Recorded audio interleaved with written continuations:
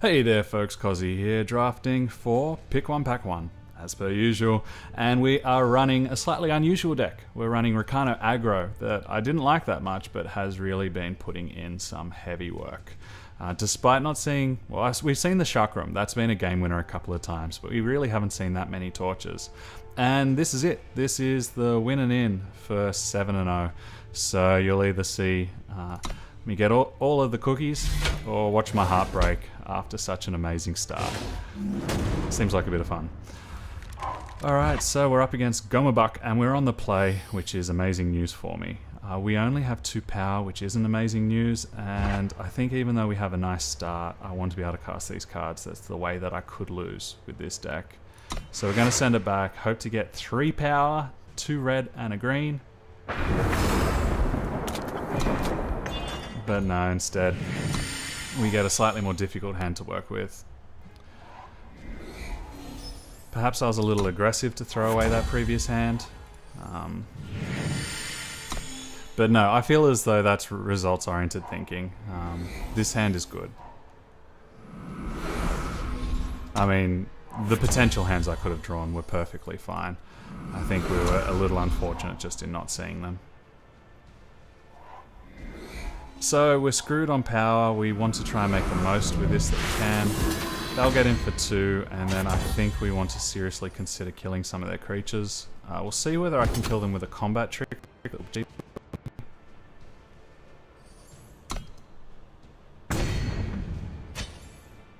And so instead we'll hold this up. The ways that I can get punished is there is the equipment that gives them +2/+2, so I think we kill the 2/2. And we can hold this back and see what they do.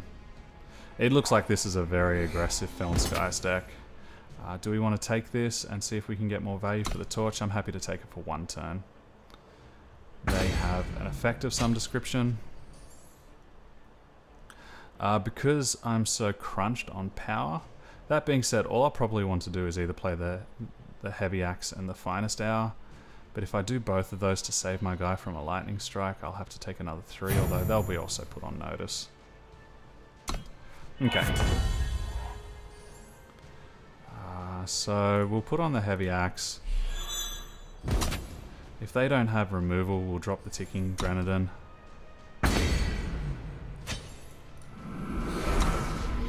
And perhaps it's been a mistake to have used my power, or to not fully use my power last turn to take out the Sky Snapper.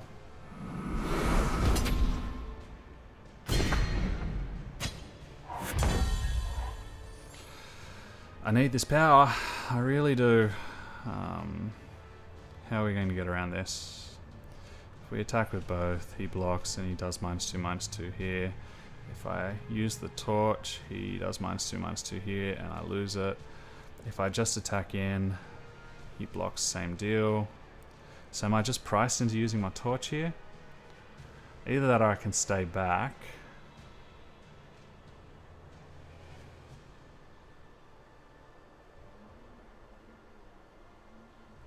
If I attack, I can use my Finest Hour. And so then he's forced to use it there, and I still have my torch. I think that's the only line that I have for getting away, is using the Finest Hour on the attack. Oh, but I don't... I don't have... Okay, I'm throwing this match away without even realizing it. So that was a big mistake. The torch allows me to still keep my Grenadin drone. I think I'd rather be able to torch his Sky Snapper. So, yeah. Big mistake there. Too busy thinking too far ahead.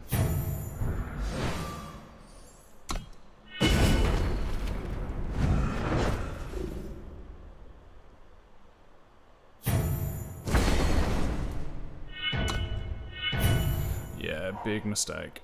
I would have been in Strife anyway, having only been on 2 power, but I shouldn't be making mistakes like that. Can I afford to take another 3? It's currently representing a 6-turn clock. I think I can afford to take the damage and then see if I can torch something. I think he's got the quick draw there, and so this is the reason why this was the correct decision to make. Power? Okay, we're still behind, but if we draw one extra piece of power to cast my Valkyrie, then we're in a good spot. Granted, he's just going to play out something huge that I'm going to struggle to deal with. So, my choices. I can attack in, use the finest hour, and do not much else.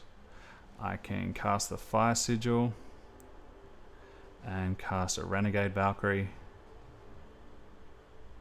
4, 8, 11, it's not enough. Or I could play the Recogulator. If I attack and he doesn't block, then I could play my Recogulator to have chump blocks here for as long as I need until he gets the 5th, and then it's got flying. So I think the Valkyrie is probably the only option for me.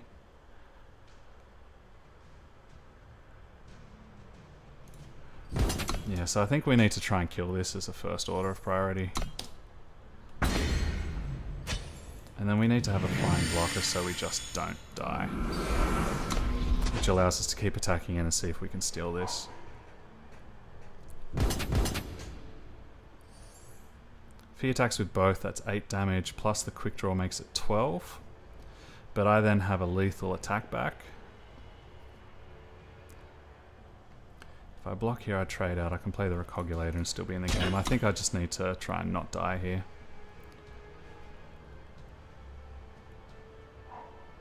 Yeah, so I would have been dead if I didn't make this block. I'm still in a tight spot, but I'm alive.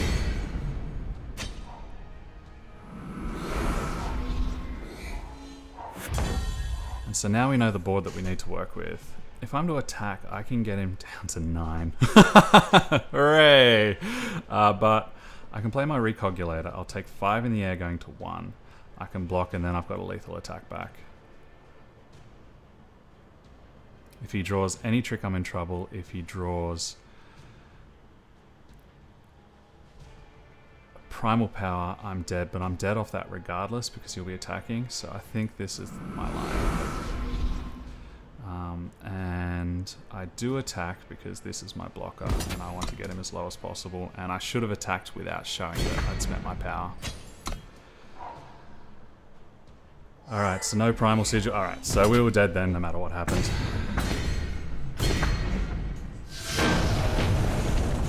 If he had drawn a Shadow Sigil, we could have attacked for the win. If he had drawn a silly creature, we could have attacked for the win. Yeah. I made a mistake earlier. I made a good decision in holding back the removal, but we were also heavily impacted by just getting power screwed, which is a shame, but it's the way that the cookie crumbles oftentimes in Limited. I feel as though I played it right to give myself a chance at lethal. Yeah, and we dealt with 2 bombs. Or we dealt with half a bomb. But yeah, just couldn't set up a board presence. And I made that huge mistake. If I'd been able to keep my drone as well, by not forgetting that I had justice, or had no justice. That sounds a bit melodramatic, doesn't it? It's not true at all either. Okay, Zach Brownies, you're going to make my life tough. This is a keepable hand because I can play late again and pump it or heavy axe and make your life difficult.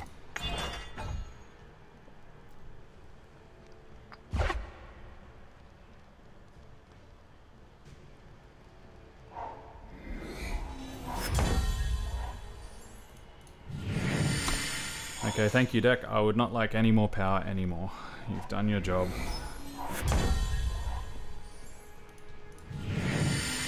It's possible he has removal for this, and I could be better off waiting a turn, but I just want to get my aggro on. It's exactly what my whole deck is about. And if this eats a torch, then so be it.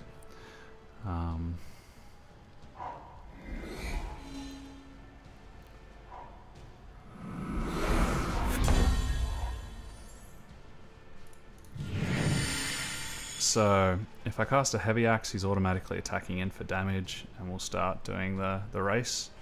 If I just attack in, I could surprise him with a finest hour, but then I don't have protection if he has any damage-based removal. And if I cast the heavy axe, I can protect myself against damage-based removal, but if he has pure removal, I 2-for-1 myself. until I find my stash. This is a card that I'm going to struggle to get a lot of value out of anyway, so I think I'd rather just start to try and win this race and hold up some protection until my deck stops giving me power. Tired and hungry angry just came out then. Angry.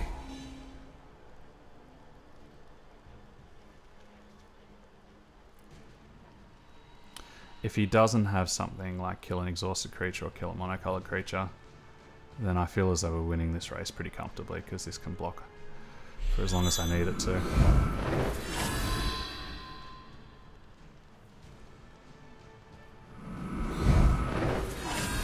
That hurts for one attack phase, but doesn't bother me beyond that. And I'll be racing about as effectively as you are.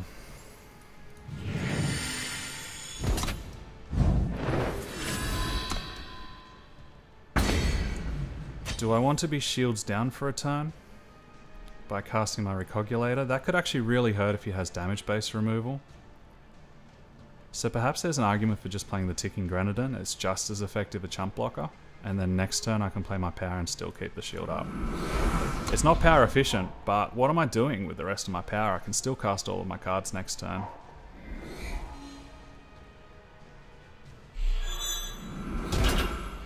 Okay, I'm exceptionally glad I didn't go shields down.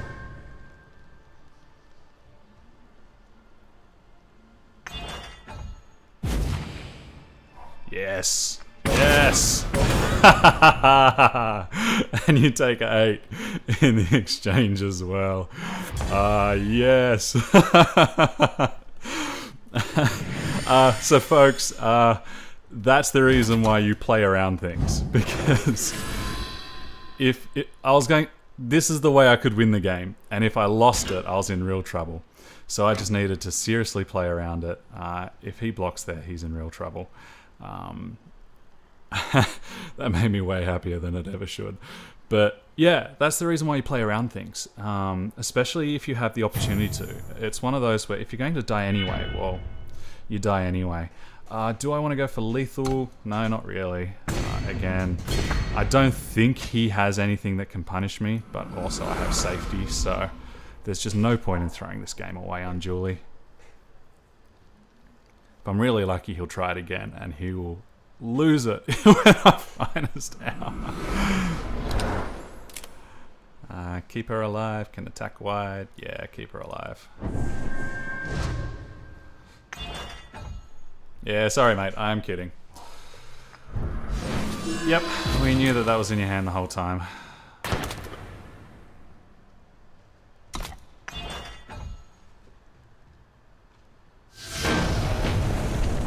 And we take it home. So there you have it, folks. We were able to play around their combat trick and still keep up a reasonable board as a consequence. And so now we get to reap the sweet, sweet rewards of our chests. I think that's 3 on the trot that we've gone 7 and X, which is pretty nice. Scheme is good, Knifejack's good. I'll be using those both in decks at a later stage. And I realised for the last few I forgot to show the pack openings. I don't know if that matters to you guys or not, but here it is. What I'd like to do is, we'll see this as though I'm trying to draft it. So currently with these cards, my choices would be between the Awakened Student, the Bright Mace Paladin, the Oni Ronin, and the Silverwing Familiar. I think it's close between these two. It really depends on how conservative or aggressive I want to be, and I think I'd probably be choosing the Familiar. It's the game that can just win games outright rather than being amazing tempo advantage. But Scrap Tank does change our mind. Being a 5-cost 3/5 with 2 extra Grenadin, that's effectively a 5-cost 5/5 with upside that's diversified over 3 bodies, and if any of them die, which often in this kind of deck you can do because you'll get things like Combust or whatnot, then you just get epic value. So easy choice on that one.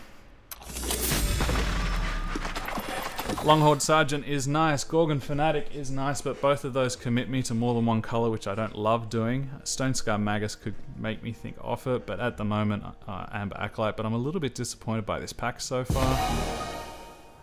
But there you go, I am happy to commit to Combray for Everdarkened Staff. Like we saw with the Chakram, to be able to have some form of recursion on a weapon is amazing.